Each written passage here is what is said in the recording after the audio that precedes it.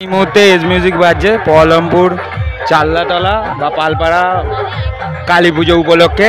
আর ওই দিক দিয়ে রোড শো করতে করতে আসছে পি মিউজিক।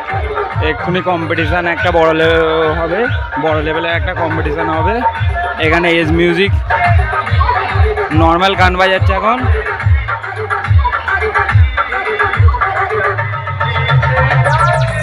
ভালো কম্পিটিশান হবে। ওদিক থেকে হয়তো পি মিউজিক দিচ্ছে,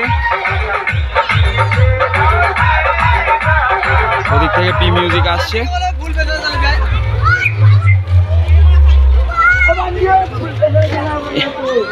এজ মিউজিকের মেশিন সেট আপ।